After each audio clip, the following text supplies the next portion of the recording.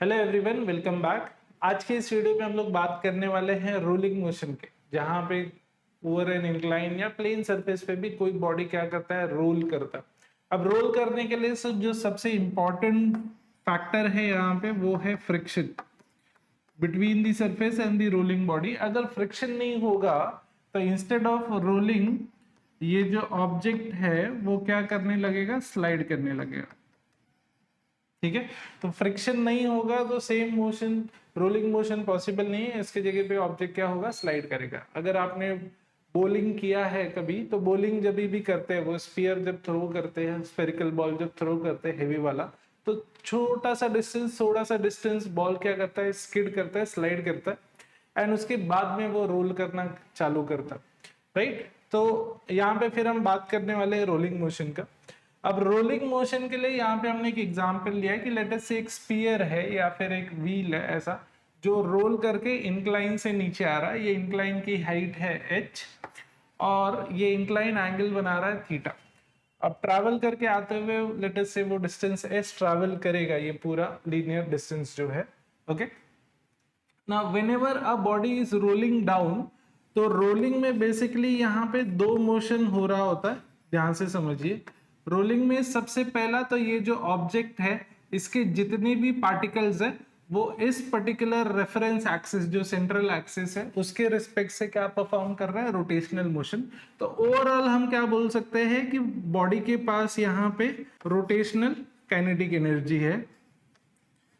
Also if you will observe, ये body का जो सेंटर ऑफ मास रहेगा, अगर ये बॉडी ट्रैवल होके यहाँ पे भी आ गया तो वो क्या है, इधर ही है। मतलब वो क्या करता है, स्ट्रेट लाइन में ट्रैवल करता है, centre of mass. Kinetic energy का जो दूसरा कंपोनेंट रहेगा वो क्या रहेगा, translational kinetic energy for centre of mass, जो क्या कर रहा है, यहाँ पे स्ट्रेट लाइन में ट्रैवल कर रहा है। आई होप आपको ये क्लियर है।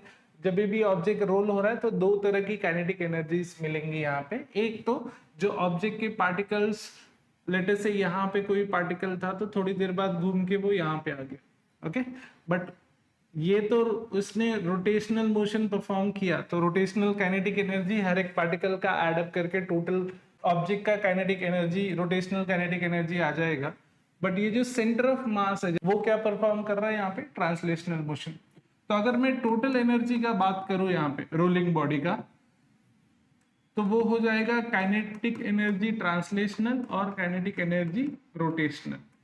तो ट्रांसलेशनल काइनेटिक एनर्जी का फॉर्मूला क्या रहता है, हाफ mv²। लेट अस से ऑब्जेक्ट का मास है m और जो सेंटर ऑफ मास है it is going with the velocity v। और रोटेशनल काइनेटिक एनर्जी का फॉर्मूला है half I ω², where omega is angular velocity of the rotating body।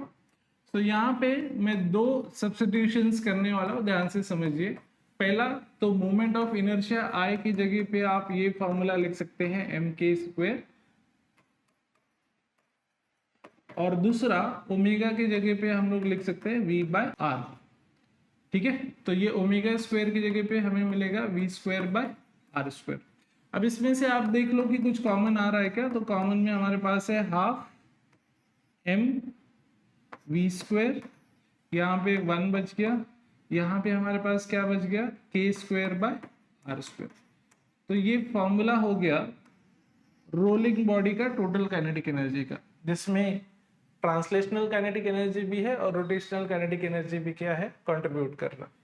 Okay, so I hope ये formula clear है। Now let us go ahead and find out कि speed और acceleration क्या होगा, linear speed और acceleration. तो incline से जब भी बॉडी रोल होके, स्फीयर रोल होके नीचे की तरफ आएगा, it is going down height h और वो डिस्टेंस ट्रैवल कर रहा है s। ये एंगल यहाँ पे है थीटा, तो आप यहाँ पे देख सकते हो कि साइन थीटा क्या हो जाएगा, ऑपोजिट अपॉन हाइपोटेन्यूस, या आप लिख सकते हो s will be equal to h upon sine theta. Now going ahead with the derivation, linear speed के लिए अब हम यहाँ पे क्या एज्यूम कर लेंगे कि ऊपर जो ऑब्जेक्ट है वो स्टार्ट कर रहा है रोल करना, यानी इसके पास सिर्फ पोटेंशियल एनर्जी है जिसका फॉर्मूला क्या होगा, mgh। और नीचे आने के बाद उसके पास जो सारा एनर्जी था वो कन्वर्ट हो गया किसमें, काइनेटिक एनर्जी में। तो हमने law of conservation of energy से पढ़ा है कि energy at this point will be energy at this point, right. तो एनर्जी एट द बॉटम है half m v square 1 plus k square by r square, this will be equal to m g. तो यहाँ पे हम m cancel कर लेंगे दोनों बाजू से, तो we square will be equal to, ये डिनोमिनेटर का 2 उस बाजू भेज देंगे तो 2gh हो जाएगा, और ये जो 1 plus k square by r square v square से मल्टीप्लाइड था दूसरे बाजू जाके किधर चला जाएगा, डिनोमिनेटर में। अब सिंपली इसका रूट ले लेंगे तो हमें वेलोसिटी का फॉर्मूला आ गया 2gh by 1 plus k square by r square. Acceleration के लिए हम एक काइनेमेटिक इक्वेशन यूज कर लेते हैं, v square minus u square, this is equal to 2as। v square is final velocity जिसका फॉर्मूला हमारे पास है, कितना है ये 2gh divided by 1 plus k square by r square minus u square, initial velocity यहाँ पे वो मूव करना स्टार्ट कर रहा था, रेस्ट पे था, यानी u हो गया 0, this is equal to 2 into a into s. तो एस हमने यहाँ पे फाइंड किया था h बाय साइन थीटा। क्या कैंसिल हो रहा है यहाँ पे, 2 और h कैंसिल हो रहा है, राइट। तो ये 2 और h दोनों साइड से कैंसिल कर लिया, हमको तो एक्सेलरेशन चाहिए, तो एक्सेलरेशन क्या हो जाएगा, g यहाँ पे था, साइन थीटा इधर भेज दिया, तो ये हो गया g sine theta divided by, ये जो डिनोमिनेटर में था इसको ऐसे ही रखते, 1 plus k square by r square. तो एक्सेलरेशन हमको मिल गया g sine theta divided by 1 plus k square by r square. ये हो गया फॉर्मूला एक्सेलरेशन का और वेलोसिटी का फॉर अ रोलिंग बॉडी। अगर रोल नहीं कर रहा है यानी फ्रिक्शन नहीं है, यानी वो बॉडी क्या कर रहा है, स्लाइड कर रहा है, देन इन दैट केस ये k आने का सवाल ही नहीं उठता। k क्या है, रेडियस ऑफ गायरेशन, जो बताता है कि इफेक्टिव मास किधर है, रोलिंग बॉडी का। जब रोल ही नहीं कर रहा है तो k एग्जिस्ट ही नहीं करेगा, तो ये टर्म हो जाता है 1। So in that case acceleration हो जाएगा g sin theta and velocity will be root of 2gh। I hope ये वाला पार्ट क्लियर है आप लोगों को ना। इसमें कुछ इंपॉर्टेंट पॉइंट्स है वो भी देख लेते हैं। तो यहाँ पे सबसे पहला पॉइंट जो है वो क्या बोलता है कि अगर मोमेंट ऑफ इनर्शिया आपको इस फॉर्म में मिला है किसी ऑब्जेक्ट का, I equal to n m r square, तो ये जो n है this is nothing but k square by r square. Example ले लेते हैं, एग्जाम्पल के लिए रिंग का बात कर लेते हैं, ठीक है। तो रिंग का मोमेंट ऑफ इनर्शिया का फॉर्मूला क्या होता है, एम आर स्क्वायर। तो यहाँ पे n क्या हो गया 1, ठीक है। तो इसके लिए के स्क्वायर बाय आर स्क्वायर भी क्या हो जाएगा, 1 हो जाएगा। दूसरा एग्जाम्पल ले लेते हैं हॉलो स्फीयर का। हॉलो स्फीयर का मोमेंट ऑफ इनर्शिया का फॉर्मूला क्या होता है, तो it is 2/3 m r square. तो यहाँ पे n क्या हो गया हमारे लिए 2/3, तो इसके लिए के स्क्वायर बाय आर स्क्वायर कितना हो जाएगा 2/3। आप ये डिराइव भी कर सकते हैं, वैसे भी कैलकुलेट कर सकते हैं। कैसा, मोमेंट ऑफ इनर्शिया का फॉर्मूला 2 है, एक तो ये दिया हुआ है 2/3 एम आर स्क्वायर और दूसरा क्या है एम के स्क्वायर। हर एक ऑब्जेक्ट के लिए ये अप्लाई कर सकते हैं।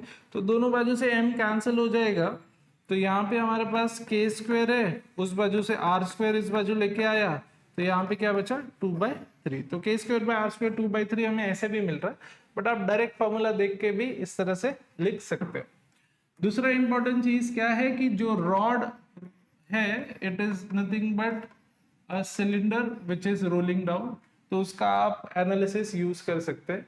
एंड फाइनली हमें चाहिए ratio of kinetic energy translational, kinetic energy rotational और kinetic energy total rolling body के लिए।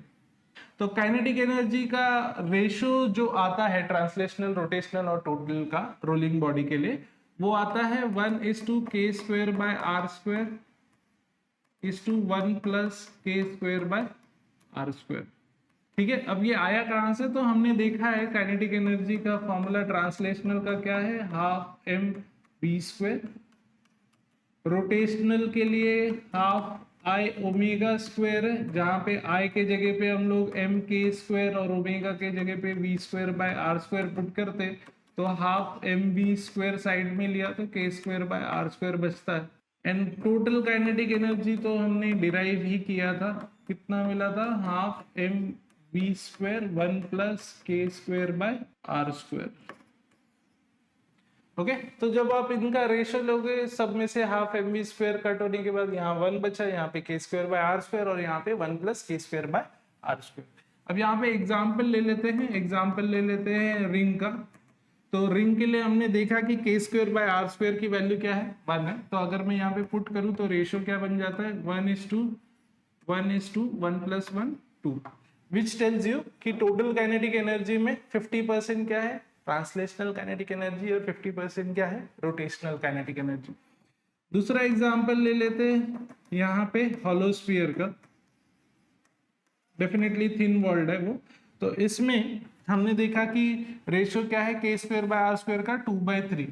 तो यहाँ पे तो ये 1 है, k square by r square है 2/3 और ये 1 + 2/3 एलसीएम लोगे तो हो जाएगा 5/3। सब जगह 3 से मल्टीप्लाई कर देंगे तो हमारे पास बचा 3:2:5। तो अब 3:2:5 मतलब ये 5 टोटल रोलिंग काइनेटिक एनर्जी हो गया, जिसमें से 3/5 पार्ट जो है 60% क्या हो गया इसमें translational kinetic energy. So this is it for rolling body. I hope आपको ये क्लियर है। Still if there is any query then let us know in the comments. Thank you very much.